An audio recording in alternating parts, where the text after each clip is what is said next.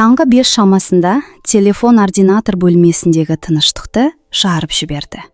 Таңсұлу әбден отырып қалған диваннан атып тұрып, бір сәт қайда екенінде, басы неге қатты мензең болып тұрғанында түсінбей қалды.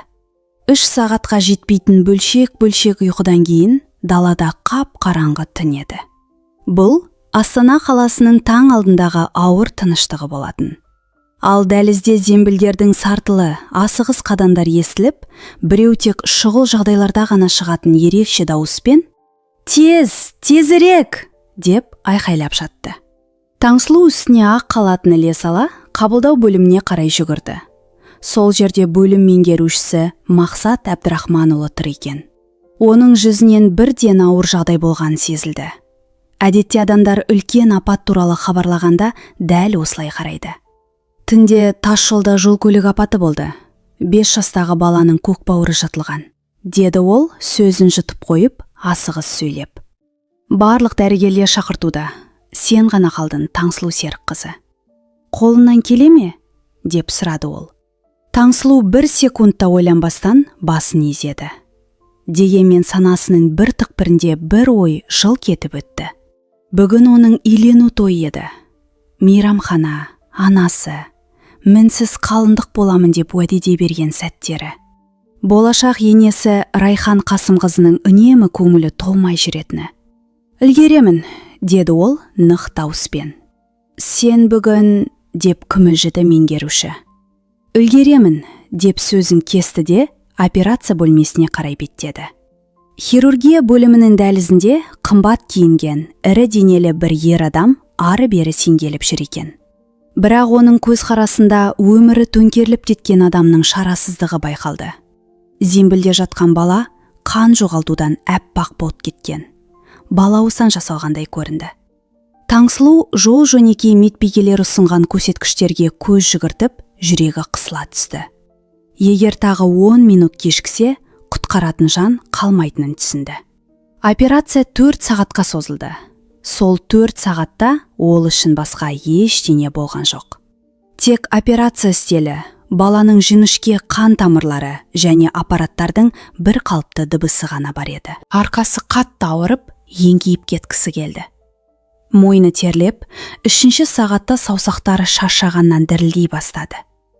Бірақ ол өзіне басқа ештеңе ойлауға рұқсат етпеді.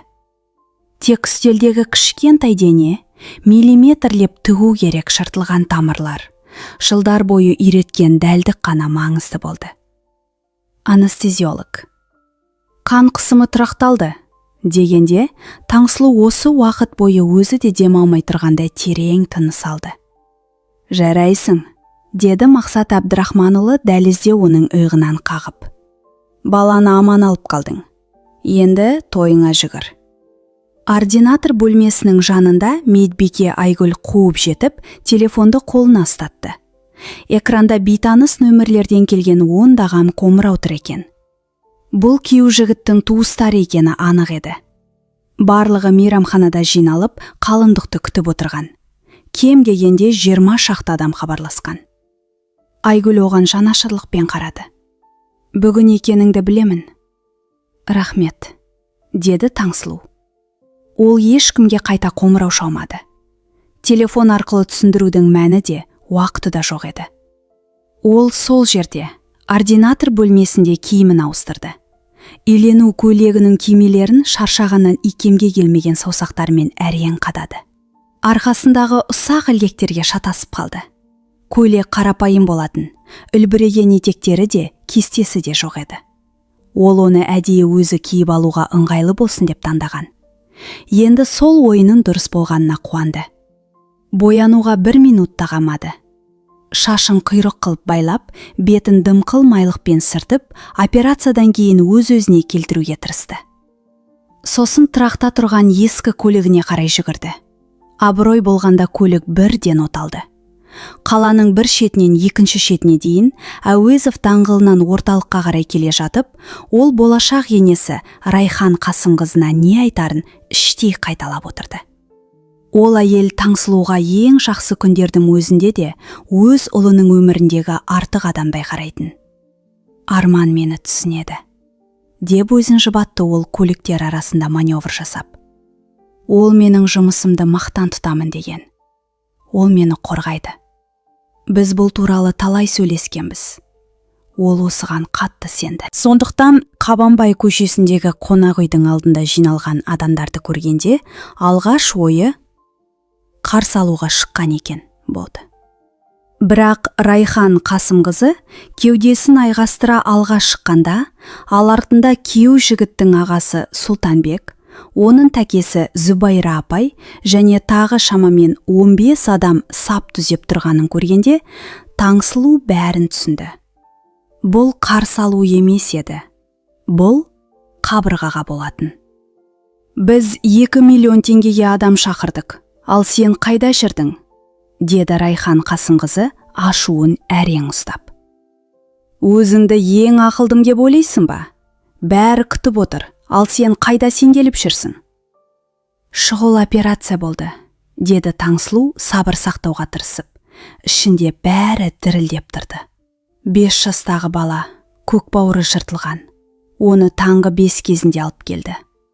Маған сенің операцияларына бәрібір, деп оның сөзін бөліп жіберді Райхан Қасымқызы. Сенде әрдайым сылтау дайын.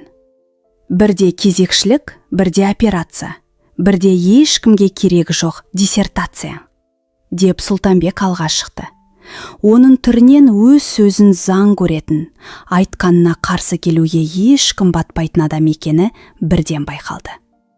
Уақытты тапқанын қарашы, дәрігерде шегін білуі керек. Үйлену күні. Бауырымды қонақтардың алдында тастап кету бүкіл Астанаға масқара. Енді ол адамдардың бетіне қалай қарайды? Мұндай мансап қуған әйел нағыз ер азаматқа жар бола алмайды, деп қосты Зүбайра апай. Ол бұл сөздерді ерекше бір рахатпен айтты. Кейбір адамдар қаты ес сөздерді айтып тұрып, әрбір сөзін созып, ләззат алатындай болады ғой. Дәл сондай киеді. Мен басынан ақ айтқанмын. Сендер жұбып емессіңдер, Арман. Мүлде жараспайсыңдар, деді ол тағы да. Таңсұлу бетінің оттай жанып бара жатқанын анық сезді. Оған ондаған көз қадалып тұрды. Әр көз қарастың өз үкімі барда еді. Әрі ол үкім әлде қашан шығарылып қойғақ, нақталуға мүмкіндік жоқ болатын. Жылдар бойы ол бәріне шыдады. Түнгі кезекшіліктер үшін келеме жестіді. Дұрыс әйел тәулігіне 20 сағат жұмыс істемейді деген сөздерді талай рет құлағы шалды. Үнемі оны үйде отыратын, тамақ істеп, үлкендерге қарайтын, қарсы сөз айтпайтын Гүлмира Қалиқызы деген әйелмен салыстыра берді. Ол әйел түскі асыны дайындайды, анасына да қарайды. Отбасына толық бейім деп есептелетін. Осының бәрі бекер екен. Таңсұлу сабырлы мінезімен, адал еңбегімен, кәсіби шеберлігімен бір күні сый құрметке ие боламын деп ойлады. Бірақ қатты қателескенін енді түсінді. Арман қайда? Деді ол өз даусын өзі сырттан естігендей. Мен оны көргім келеді. Ол өз айтсын. Райхан Қасымқызы мысқылдап ащы күлді. Ол күлкі Таңсұлуға кез келген ауыр сөзден де қатты батты. Менің ұлым қазір отбасының не екенін, сыйластықтың не екенін білетін әйелмен жүзік алмастырды, деді ол суық дауыспен. Ол күйеуін ауруханадағы бөтен адамдар үшін тастап кетпейді. Мейрамхана залынан музыка, тостар, күлкі мен қол шапалақтаған дыбыстар естіліп тұрды. Ол жақта той жалғасып жатқан. Қонақтар көңіл көтеріп, ал оның күйеу жігіті басқа елдің жанында тұрған еді. Таңсұлу орнында қозғала алмай қалды. Айналасындағы дүние бұлдырап кеткендей. Бәрін тұманда әйнек арқылы көріп тұрғандай болды. Құжаттарын беріп қойды. Бір айдан кейін некеге тұрады, деді Сұлтанбек қалтасына қолын салып, жек көргендей қарап. Ал сен бұл жерден кет, әйтпесе күзет шақырамыз. Мұнда цирк жасайтын жер емес. Таңсұлу сол сәтте Арманның оған қалай сөз салғанын есіне алды. Есі жағасындағы мейрамханада бір тізерлеп отырғаны, даусының дірілдегені. Мен сені қорғаймын. Ананды араластырмаймын. Жұмысынды түсінемін. сені мақтан тұтамын деген уәделері. 3 жыл бойы ол сол сөздерге сенді. Болашақты елестетті. Бірге өмір сүруді армандады. Ал бар болғаны 4 сағат жоқ болғаны үшін ол басқа елге жүзік тағып бірді. Бұл Гүлмира Қалиқызы басынан ақ дайын тұрған таңдау болды ма? Оны мәжбүрледі ме? Әлде Арман өзі әлсіз болды ма? Анасынан қорықты ма? Немесе Таңсұлудың түнгі кезекшеттерінен мәңгі жұмыстан шаршады ма? Бұл сұрақтар оның жанын іштен жегідей жеді. Бірақ Таңсұлу жыламады, үндемеді. Өйткені бір ауыз сөз айтса, дауысы шығып кететінін білді. Сол сәтте арт жағынан қуатты қозғалтқыштың гүрілі естілді. Бәрі бірдей бұрылды. Қара түсті салтанатты көлік қонақ үйдің алдында тоқтады. Мұндай көлікті бұл маңнан сирек көретін. Көліктен орта жастағы қара костюм киген ер адам түсті. Бұл Таңсұлу бірнеше сағат бұрын операция бөлімінің дәлізінде көрген адам еді. Ол ұлының өмірі үшін уайымдап ары-бері жүрген. Ер адам Таңсұлуға жақындап терең иілді. Бұл жай алғыс емес, шынайы құрметтің белгісі еді. Менің атым Қайсар Әлиханұлы, деді ол бәсең дауыспен. Бүгін сіз менің ұлымның өмірін сақтап қалдыңыз. Алғыс айтуға арнайы келдім. Туыстар абдырап қалды. Қайсар Әлиханұлының кім екенін бұл қалада бәрі білетін.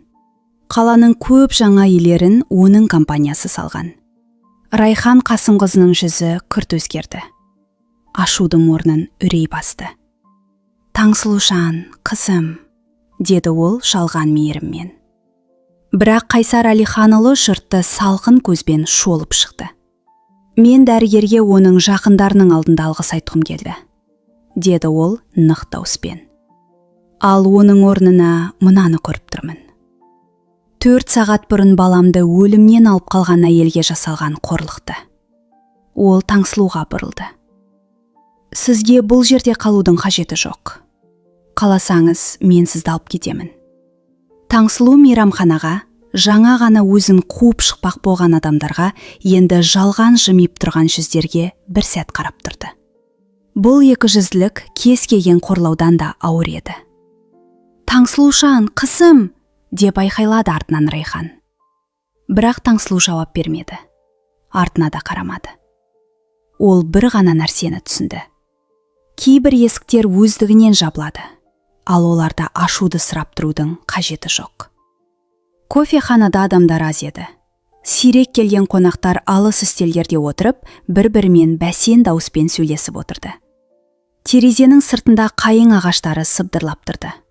1 сағат бұрын болған оқиғадан кейін бұл тыныштық Таңсұлуға шынайы емес сияқты көрінді.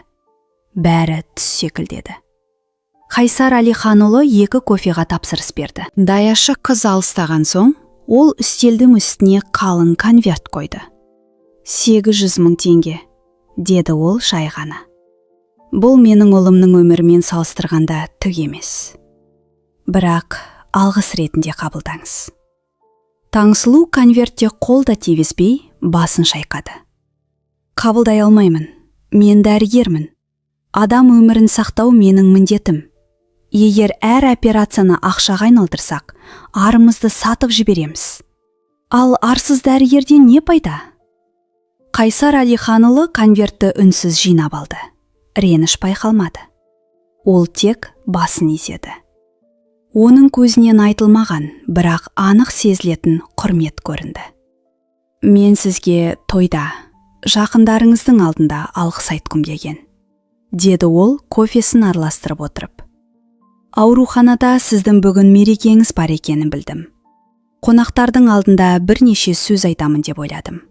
Барлығы бұл әйелдің қандай адам екенін білсін дедім. Ол сөзін аяқтай алмады, тек қолын бір сілтеді. Олар сізді қорғаушысы жоқ, көмексіз. Жай ғана қатардағы дәрігер деп ойлаған сияқты. Таңсұлу ащы жымиып қойды. Олардың ойынша оған орнын көрсетуге болады. Ал қажет болса, оңай ауыстыра салуға болады. Қайсар Әлиханұлы жұбататын бос сөз айтпады. Бәрі жақсы болады демеді. тағы біреуді жолықтырасын деп те айтпады. Оның үнсіздігі бәрінен артық еді. Бұл үнсіздік Таңсұлуға тыныс алуға мүмкіндік берді. «Бір көмегім керек пе?» деп сұрады ол біраздан кейін. «Мені анамның үйіне апарып тастасаңыз», деді Таңсұлу. 1 Мамыр ауданында тұрады. Күйеу жақтың туыстары ол жақта да шу шығарып жүрмес екен. Ол басын изеп, жүргізушіге хабарласу үшін телефонын алды. Таңсұлу терезеден қайындарға қарады. Өз тіршілігімен асығып жүрген адамдарды көрді. Арқасына сөмке асынған студенттерді, қол ұстасып келе жатқан жас жұпты байқады. Осы ұзақ күнде алғаш рет ол еркін тыныстай алғандай болды. Қарсы алдында отырған адам одан ештеңе талап етпеді, кінәламады, алғыс күтпеді. Әлсіз сәтін пайдаланып қалуға тырыспады. Жай ғана жанында отырды. Сол жеткілікті еді. Көлік көшелермен жүріп, 1 Мамыр ауданына қарай бет алды. Қайындардың арасымен ескі 5 қабатты үйлердің қасынан институт ғимараттары мен студент жатақханаларының жанынан өтті. Жол бойы Таңсұлу анасының нөмірін терді. Телефонның ар жағынан Бибігүл Рахымқызының дауысы естілді. Дауысы алаңдаулы, ішінде жасырынып тұрған қорқыныш анық сезілді. Сол дауысты ести сала, Таңсұлудың көз жасына ерік бергісі келді. «Қызым, қайда жүрсің? Неге телефонды алмадың? Не ойларымды білмей қалдым. Мейрамханаға жеттім бе?» деді анасы. «Анашым», деді Таңсұлу тамағына түйілген тиінді әрең жұтып. «Таңертең шұғыл операция болды. Баланы көк бауыры жарылып әкелді. Мен бара алмай қалдым. Күйеу жақ ренжулі. Қазір үйге бара жатырмын, бәрін өзім айтып беремін». Бибігүл Рахымқызы бір сәт үнсіз қалды. Трубканың ар жағынан ауыр күрсінген естілді. Бұл бәрін түсініп тұрған, бірақ телефонмен сұрағысы келмейтін ананың күрсінісі еді. «Жарайды қызым», деді ол сабырмен. «Мен өзімді күте аламын. Ал сен ешкімге өзіңді таптатпа. Ешкімге. Адам өзіне жақсы жерді іздейді». Көлік 1 Мамыр ауданындағы ескі жеке үйдің қақпасының алдына тоқтады. Бұл Таңсұлу өскен үй еді. Едені сықырлайтын, қыста таңертең пеш жағатын, қонақ бөлмесінің қабырғасында әкесінің жас кезіндегі суреті әлі ілулі тұрған үй. Әкесі зауыттағы ауысында жүріп 10 жыл бұрын жүрек талмасынан қайтыс болған. Бибігүл қызын ескі халатпен, қолында ас үй сүлгісімен қарсы алды. Өзі кезінде медбике болған, күйеуінен ерте айырылып, қызын жалғыз өзі өсірген әйел еді. Қызының мыжылған қалыңдық көйлегін, шашының бұзылғанын көрсе де ештеңе сұрамады. Үндемей есікті ашып ішке кіргізді. Үйдің іші жылы болатын, қауіпсіз болатын. Бұл үйде Таңсұлу өзін бала кезіндегідей қорғалған сезінді. Бибігүл үлкен, ескі, әжесінен қалған кесеге шай құйды. Таңертең тойға деп пісірген тоқаштарын дастарханға қойды. Ол бұл дастарханды құдаларға арнап дайындаған еді. Бірақ той болмады. Анасы үстелдің қарсысына отырып, еңбекпен қажыған қолдарын жайлап қойды. «Айта ғой қызым, бәрін. Жасырып керегі жоқ». Таңсұлу таңғы 5 кезіндегі шұғыл шақыртуды, операция үстеліндегі 4 сағағатты, шаршаған қолдарын, ауырған арқашасын, қонақ үй алдындағы адамдарды, Райхан ханымды, «Кет бұл жерден» деген сөздерді, басқа елдің саусағындағы жүзекті. Қайсар Әлиханұлы келгеннен кейін бәрінің қалай әп-сәтте өзгеріп кеткенін түгел айтып шықты. Бибігүл үнсіз тыңдады. Әр сөз сайын өңі бозарып бара жатты. Бірақ арқасы тік қалпында қалды. Қолдары дірілдеген жоқ. Бұл әйел күйеуінен айырылып өмірдің талай ауыртпалығын көрсе де сынбаған еді. «Адам қиын кезде танылады», деді ол ақырында. «Ал әлсіз адам тығылады». Арман анасының артына тығылды. «Сырты жылтырдың бәрі алтын емес, қызым. Мен саған бұрыннан айттым, жақсылап танып ал деп. бірақ сен сүйдің, тыңдағың келмеді. Сол сәтте сырттан көлік есіктерінің тарсылы дауыстар естілді. Бірнеше адам бірден сөйлеп жатқандай болды. Әркім өз сөзін өткізуге тырысқандай. Бибігүл орнынан тұрып халатын түседі. Жүзінде қорқыныш жоқ еді. Тек сабыр мен дайындық бар болатын. Сен осында отыр, мен өзім шығамын, деді ол нық дауыспен. Таңсұлу пердені сәл ғана ысырып сыртқа қарады. Анасы аулаға шығып, кеудесін керіп, қолын айқастырып тұрды. Қақпаның жанында Райхан ханым жасанды жымиыспен тұрған еді. Ал арт жағында Сұлтанбектің жол талғамайтын көлігі көрініп тұрды. Қоршаудың сыртында тағы бірнеше туыс тұрды. Олар аулаға кіруге батпай, бір орында тапталып қалғандай еді. Райхан ханым бірде кешірім сұрап, бірде бәрі түсінбеушіліктен болғанын айтып, ақтала бастады. Ол әрдайым Таңсұлуды туған қызындай көргенін, оны отбасының мүшесі санағанын, өте қатты бағалайтынын қайта-қайта айтты. Айтуынша, болған жағдай қорқынышты қателік қана. Ал бүгін таңертең сіз менің қызыма кет бұл жерден дедіңіз, деді Бибігүл ханым сабырлы бір қалыпты дауыспен. Енді ол сізге қыз болып шыға келді ме? Қызық екен, сіздің жадыңыз қалай жұмыс істейді өзі? Бұл отбасылық мәселе, деп Сұлтанбек мырза алға шықты. Оның түрінен бәрін өзі шешуге үйренген адам екені байқалды. Таңсұлу біздің келініміз. Біз онымен тікелей сөйлесуге құқылымыз. Егер той болмаған болса, келінде жоқ, деді Бибігүл ханым даусын көтермей-ақ, сөзін нық аяқтап. Ал сіздің арман басқа елмен барша жұрттың көзінше жүзік алмастырса ше, деп жалғастырды ол. Сонда менің қызымды қашан бағаладыңыз? Қонақтардың көзінше тұрақтан қуып шыққанда ма? Әлде оның бір баланың өмірін ақтап қалғанын білгенде ғана ма? Сол сәтте көшеде тұрған қара көліктің жанындағы жүргізуші алға шықты. Ол сыпайы, бірақ қатты дауыспен келгендерден бұл үйді мазаламауды және кетулерін сұрады. Мұны көрген Райхан ханымның өңі тіпті ағарып кетті. Қарапайым үйдің алдында тұрған қымбат көлікпен жанындағы адамның жай адам еместігін бірден түсінді. Оның есептегені іске аспағаны анық болды. Олар үнсіз кетіп қалды. Артына да қарамады. Қоштасуды да қажет деп таппады. Болды, бұл тақырып жабық, деді Бибігүл ханым үйге кіріп есікті мықтап жапқан соң. Енді бұл адамдармен ешқандай байланыс жоқ. Жай бірақат өмір сүр қызым. Олар саған ешқашан отбасы болған емес, деді ол. Таңсұлу анасын құшақтап бетін оның иығына басты. Бала кезінен таныс үйдің, кір жуатын ұнтақтың иісін терең жұтып сыбырлап айтты. Кешір шанашым, осындай болып қалған үшін кешір. Сен сонша дайындалдың, тоқаш пісірдің. Не үшін кешіруің керек? Деді Бибігүл ханым қызының басынан сипап. Бала кезде Таңсұлу мектептен жылап келгенде дәл осылай жұбататын.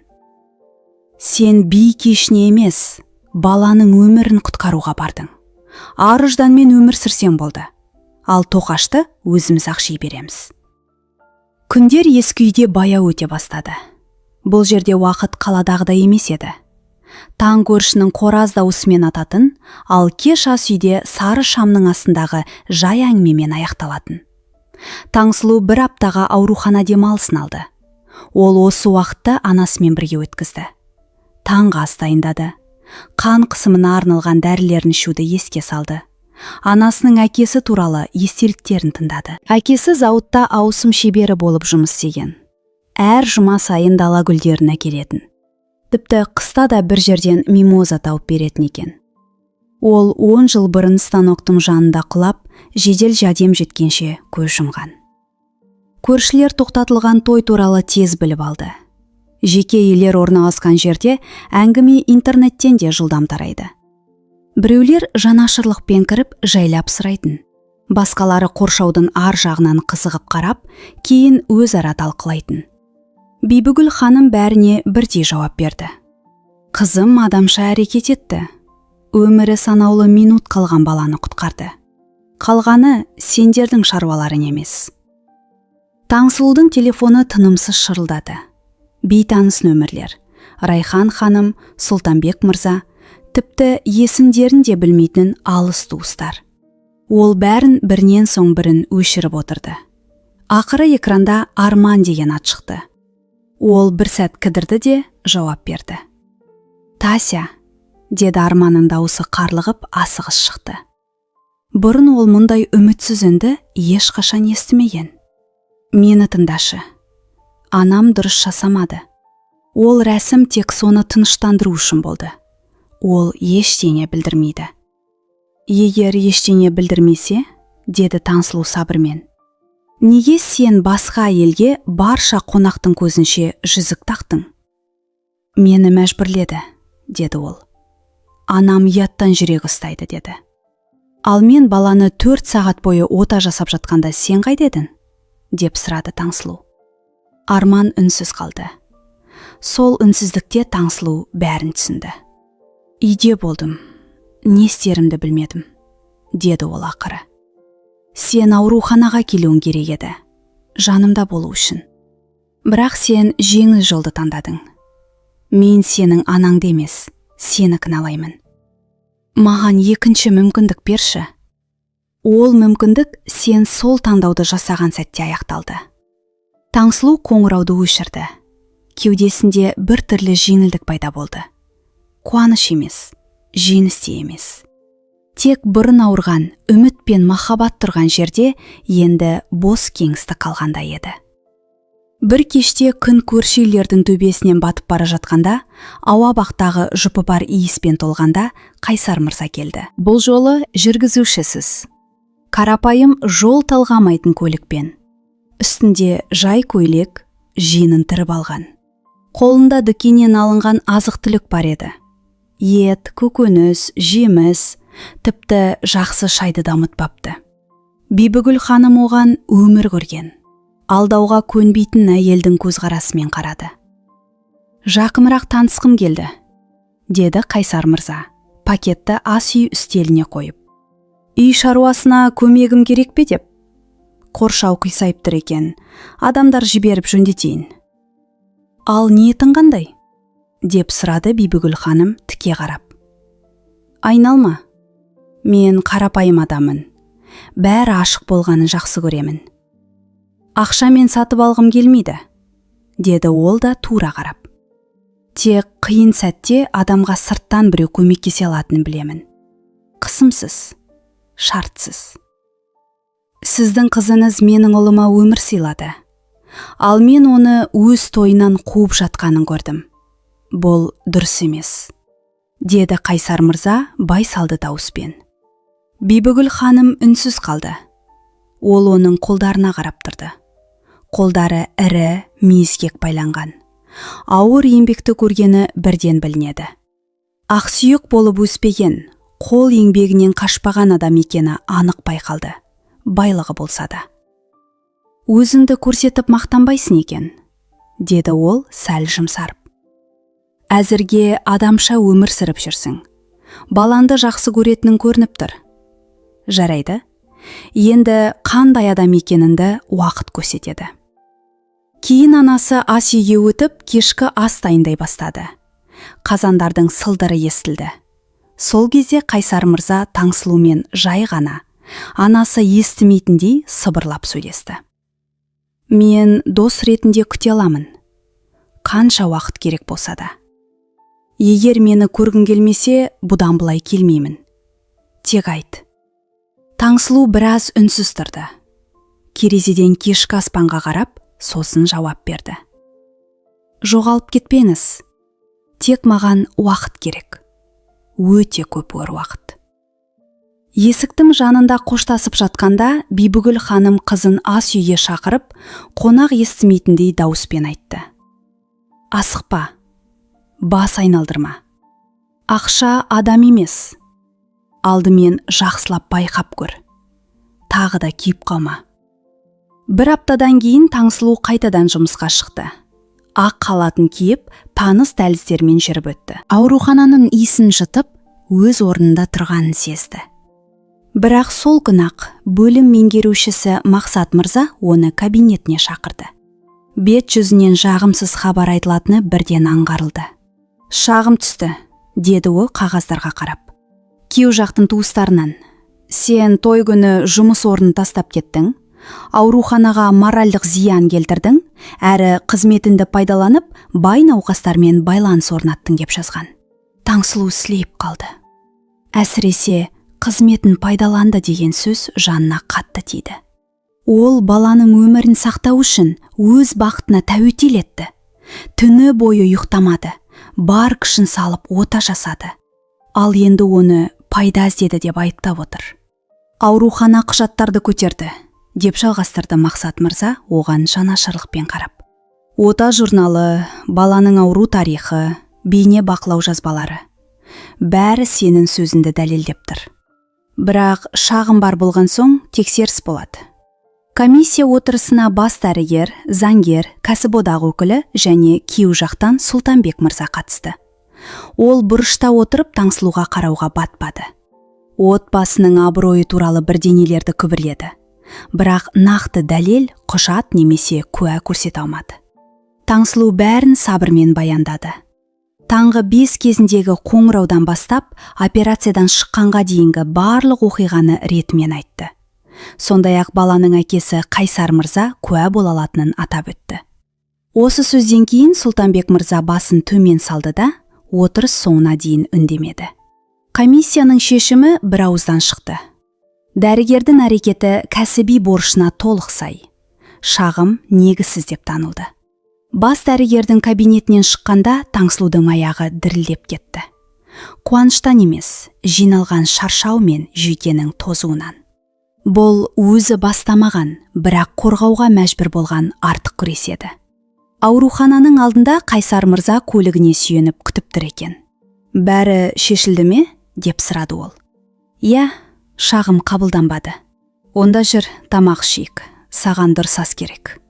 Аурухана буфетіндегіні тамақ деу қиын. Таңсұлу осы бірнеше аптада алғаш рет шын көңілімен күлді.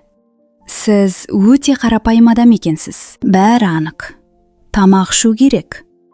«Демек, барамыз». Арадан 2 апта өткенде өмір біртіндеп өз арнасына түсе бастады. Кезекшілік, операциялар. Сол кезде Арман аурухананың қызметтік кіреберісінде оны тосып тұрды. Жүдеп кеткен, көзі астында қара дақтар, мұжылған күртеде, бұрын анасы рұқсат етпейтін киім. «Анам жүрегімен ауырып қалды», деді ол асығыс. «Жүрек бөлімінде жатыр, жылап жатыр». Гүлмира қалаға шығып кетті. Барлығына шыдамады. «Неке құжатын қайтарып алдық. Бәрін тоқтаттық. Мен сені таңдаймын, Таңсұлу. Енді шын таңдаймын». Таңсұлу оған қарап тұрды. Бұрын жақсы көрген адамына. Бірақ ішінде ештеңе қалмағанын сезді. Ашулану да жоқ, өкініш те жоқ. «Сен мені таңдаған жоқсың, Арман. Сен тыныштықты таңдадың. Анаң қысқанда анаңды таңдадың. Маған ең қиын сәтте жанымда болмадың. Ал қазір бәрі құлағанда ғана келдің. Бұл таңдау емес, бұл тығырық. Маған тағы бір мүмкіндік бер.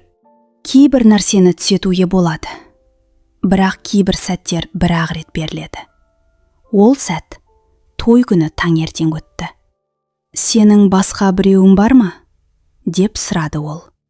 Таңсұлу жауап бермеді. Бұл енді оның ісі емес еді.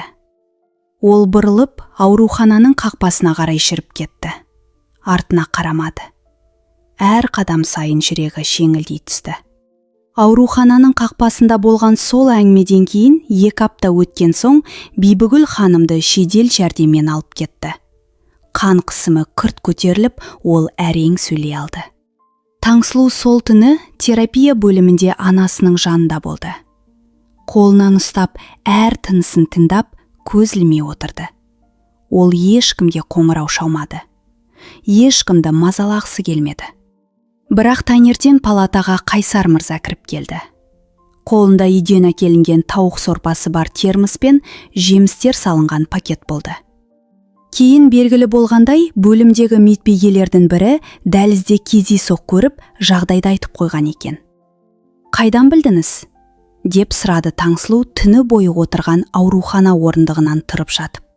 «Маңыздысы ол емес», деді Қайсар мырза. «Қазір жағдайы қалай?» «Қан қысымы тұрақтады. Бірақ қатты қорқытты», деді Таңсұлу. Ол артық сұрақ қоймады. Ақыл айтпады. Термосты тумбочкаға қойып, Бибігүл ханымға қарап, «Жақсылап айығып алыңыз. Таңсұлу сізсіз қатты қиналып жүр», деді. Бибігүл ханым ернінің ұшымен ғана жымиып қойды. «Жаман адам емес сияқты.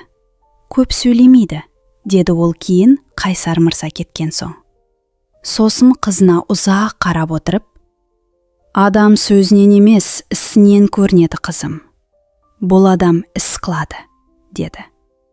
Таңсұлу бұл сөзді ұзақ уақыт ұмытпады.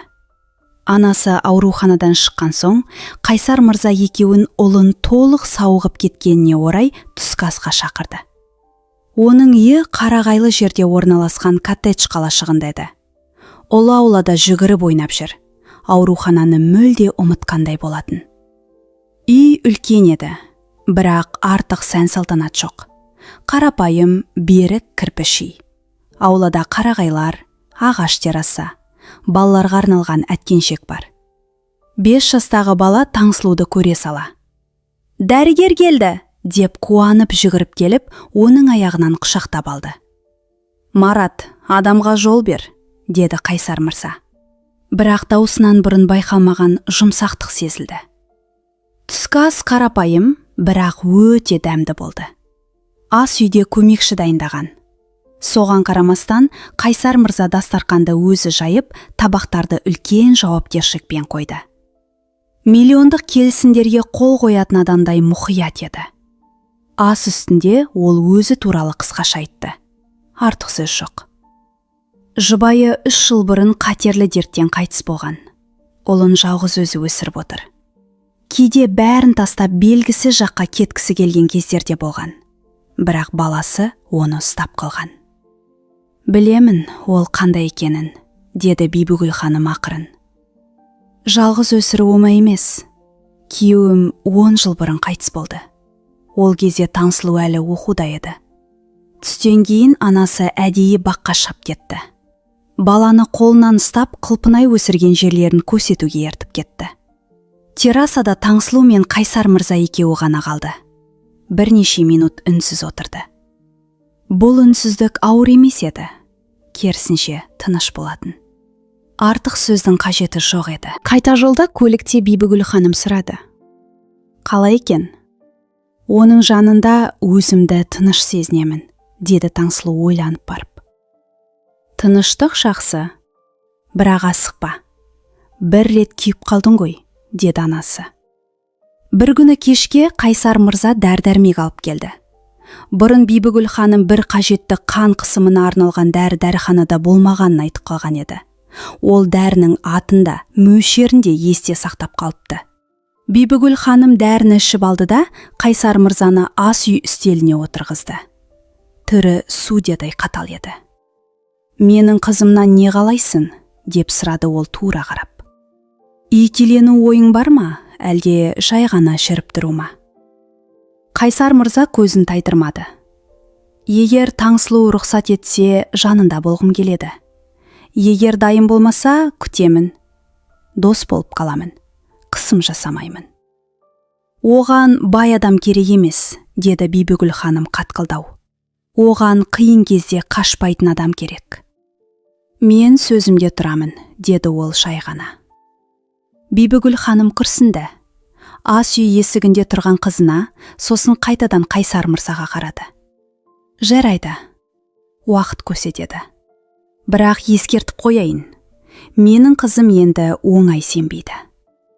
Бір ай өткен соң Райхан ханым қоңырау шалды. Дауысы баяу, бұрынғыдай қатқыл емес еді. Таңсұлу ойланып барып кездесуге келісті. Олар аурухананың жанындағы кофеханада күндізгі уақытта кездесті, қоғамдық жерде. Егер бұрынғы енесі жанжал шығарса деген сақтық еді. Бірақ Райхан ханым мүлде басқадан болып келді. Қартайып кеткен, еңсесі түскен, жүрек ауруынан кейін беті ісіңгі. Бұрынғы менмендік жоқ, тек кеш түсінген адамның шаршаған кейпі ғана қалған. Ол күні мен қателестім, деді ол кесесіне қарап. Бұл сөзді әлде қашан айтуым керек еді. Неге маған солай істедіңіз, деп сұрады Таңсұлу сабырмен. Туыстардың сөзінен, атақ абыройдан қорықтым, деді Райхан ханым. Ұлым жай бір дәрігерге үйленеді деп ойладым, жақсы отбасынан шыққан қызға емес. Райхан ханым біраз уақыт үнсіз отырды. Сосын басын көтеріп, баяу сөйлей бастады. Ота туралы, бала туралы, Қайсар мырза жайлы естігенде қандай ақымақтық жасағанымды түсіндім. Егер сен болмағанда, ол бала тірі қалмауы мүмкін еді. Ал мен сені қонақтардың көзінше тұрақтан қуып шықтым. Арманмен бірге. Бұл өте жаман болды. Ол терең дем алды. Арман басқа қалаға ауысуға өтініш берді. Мені бәріне кінәлайды. Гүлмира болса, сол күйі басқа жақтан қайтып келген жоқ, деді ол. Райхан ханым көзін көтергенде жанарында жас тұрды. Мен бәрін қайтарайын деп тұрған жоқпын, тек кешірім сұрағым келеді. Таңсұлу оған қарап отырды. Жақында ғана өзін тапжылмас қабырғадай басып тұрған бұл әйелге қазір мүлде басқа көзбен қарады. Бірақ оның көз жасынан қанағат сезімін таппады. Ол өз анасын, ұйқысыз түндерді, өзін өзі кінәлап қойған сұрақтарын ойлады. Мен кек сақтамаймын, деді ол біраздан кейін. Бірақ ұмытпаймын да. Мен сізді өз тыныштығым үшін кешіремін. Бірдеңе қайта басталсын деп емес. Мені енді іздемеңіз. Әркім өз өмірімен өмір сүрсін. Райхан ханым басын изеп, көзін орамамен сүртті. Сені бағалай алатын адамды жоқтыр. Сен соған лайықсың. Кофеханадан шығып, салқын көшеге шыққанда, Таңсұлу өзін жеңіл сезінді. Ұзақ уақыт бойы ішінде алып жүрген ауыр сезінді ақыры босатқандай болды. Көп ұзамай, Арман басқа қалаға кетер алдында қоштасуға келді. Таңсұлу оны анасының үйінің қақпасының алдында көрді. Ол жүдеп кеткен, көлігінің жанында чемоданы тұр. Үстінде сол баяғы мыжылған күртесі. Кетіп бара жатырмын, деді ол. Адамса қоштасқым келді. Сол сәтте Бибігүл ханым да сыртқа шықты. Арманға ұзақ қарап тұрып айтты. Қайда барсан да, армен өмір сүр. Адамға қиянат жасама. Арман Таңсұлуға бұрылды. Сенің жолың ашық болсын, деді ол. Саған да сәттілік, деп жауап берді Таңсұлу. Жылау да жоқ, айыптау да жоқ. 3 жыл қатар жүрген екі адам осылайша бір жола екі жаққа кетті. Көлік бұрылыстан көзден ғайып болғанда, Таңсұлу бір нәрсені анық сезді. Оның жүрегі Арманның есімін естігенде енді қысылмайды. Бұл оны шын мәнде босаққанын білдіретін белгі еді. Көктемде Мақсат мырза Таңсұлуды кабинетіне шақырды да, кез келген аймақтық хирург армандайтын ұсыныс айтты.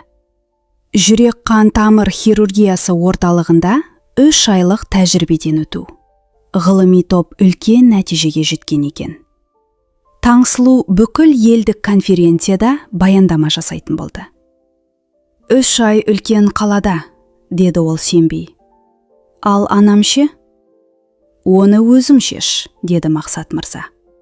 Мұндай мүмкіндік өмірде бір-ақ рет келеді. Бибігүл ханым қарсы болған жоқ. Бар қызым, мен өзіме қарай аламын. Қажет болса, Қайсар мырза қарап қалар, деді ол. Қайсар мырза тіпті қысқа ғана айтты. Не істеуің керек, соны істе. Мен ешқайда кетпеймін. 3 ай Таңсұлу үшін үлкен сынақ болды. Өзіне де Қайсар мырзамен арасындағы нәзік қарым-қатынасқа да. Ол аптасына 1 рет қана хабарласып, тек бір сұрақ қоятын. Қалайсың? Бәрі дұрыс па? Осы сабырлы қолдау Таңсұлудың өзін жалғыз сезінбеуіне көмектесті. Ол туған қаласына бұрынғыдан да мықты болып оралды. Мамандығында да, өз өмірін түсінуде де. Бір сенбі күні таңертең, қайтып келгеннен кейін 1 апта өткен соң, Қайсар мырза кенеттен үйге келді. Гүл де, сыйлық та жоқ. Үстінде таза жиде. Жүзінде ойланған, шешім қабылдаған адамның кейпі. Созбаймын, деді ол ас үйде тұрып. Сенің күмәнда жүргеніңді қаламаймын. Сенен және Бибігүл ханымнан менің жарым болуға келісім сұраймын.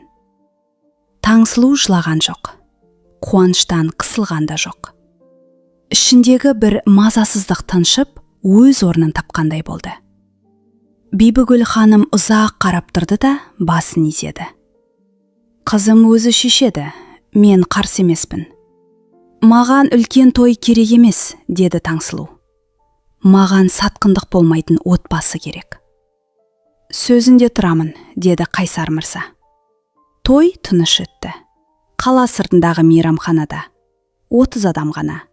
Жақын достар мен әріптестер. Таңсұлу қарапайым ақ көйлекте еді. Анасы оның қолын қатты қысып ұстап тұрды.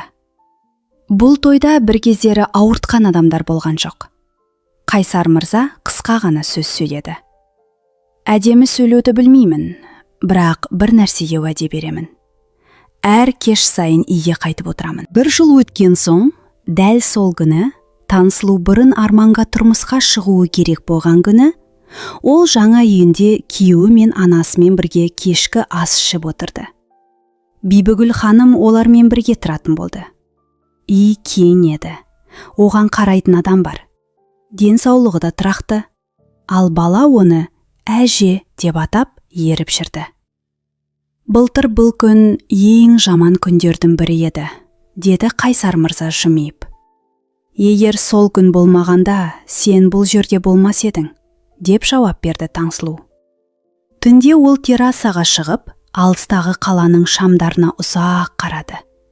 Өткен жолын ойлады. Егер сол таңертең отаға бармаса, егер қорқып кешірім сұраса, егер жалғыздықтан қорқып арманға қайта оралса, сырттай тыныш, бірақ іші бос өмір сүрер еді. Қайсар мырза жанына келіп тұрды. Не ойлап тұрсың? Бір жабылған есік, басқа бір есікті ашқанын ойлап тұрмын. Ол Таңсұлудың қолын ұстады. Артық сөз айтпады. Үйде жанған жарық, сені күтіп отырған адам, және енді ешқашан қашып ақтаудың қажеті жоқ екенін сезіну, соның өзі жеткілікті еді. Әңгіме осымен соңына жетті. Егер де ұнаса, каналға жазылып, лайк басып, пікір қалдыруды ұмытпайық. Келесте кездескенше.